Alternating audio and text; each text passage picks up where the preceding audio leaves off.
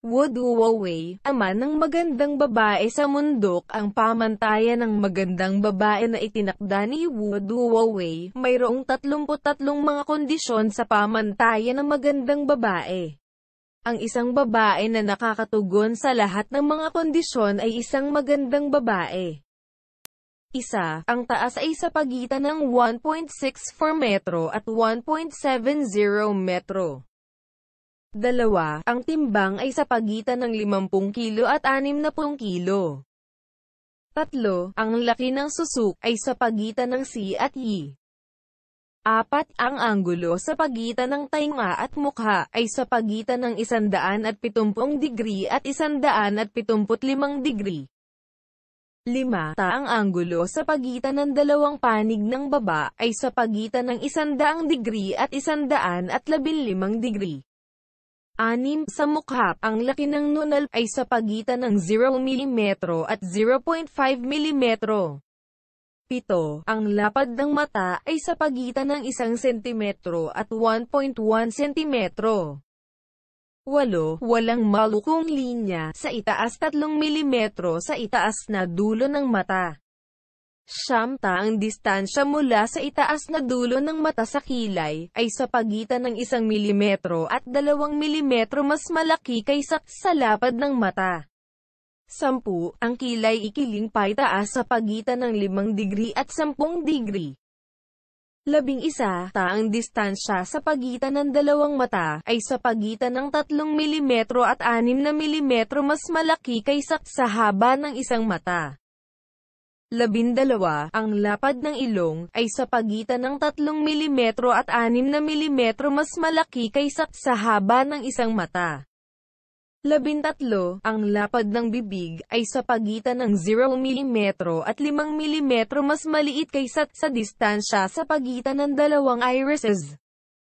14. Ang kapal ng ibabang labi ay sa pagitan ng 0 mm at 1 mm mas malaki kaysa sa lapad ng mata.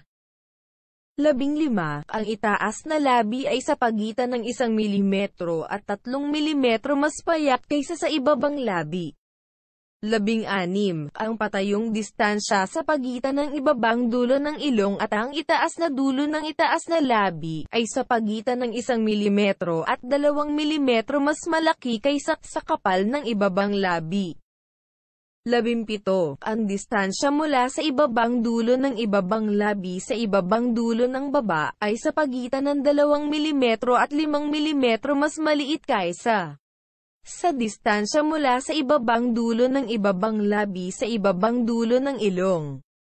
18. Ang patayong distansya sa pagitan ng ibabang dulo ng mata at ang ibabang dulo ng ilong ay sa pagitan ng 0 mm at 5 mm mas maliit kaysa sa patayong distansya sa pagitan ng itaas na dulo ng itaas na labi at ang ibabang dulo ng baba.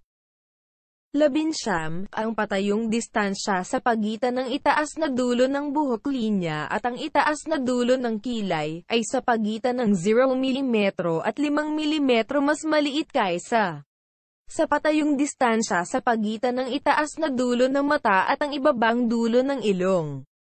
20. Ang noo kiling paurong sa pagitan ng 15 degree at 20 degree. 21. Ang mata ay sa pagitan ng 6 na mm at 1.2 cm sa likod ng noo.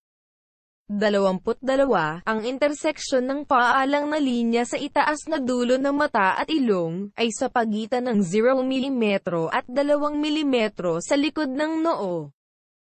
23. Ang interseksyon ng paalang na linya sa ibabang dulo ng mata at ilong ay sa pagitan ng 2 mm at 4 na mm maaga ng noo. 24. Ang baba na kausli pasulong sa pagitan ng 1 mm at 2 mm. 25. Ang baba ay sa pagitan ng 0 mm at 2 mm sa likod ng noo. 26. Ang ibabang labi ay sa pagitan ng 4 na mm at 6 na mm maaga ng baba. 27. Ang itaas na labi ay sa pagitan ng 2 mm at 4 na mm maaga ng ibabang labi. 28. Ang bibig ikiling pasulong sa pagitan ng 10 degree at 15 degree.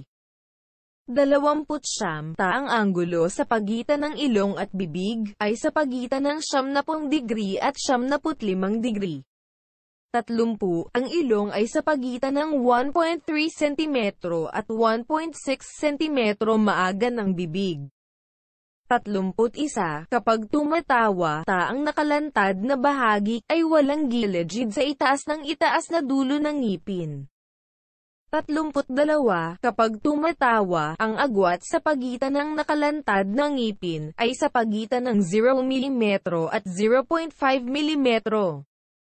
33. Kapag tumatawa, ang nakalantad na ngipin ay nakaayos ng maayos.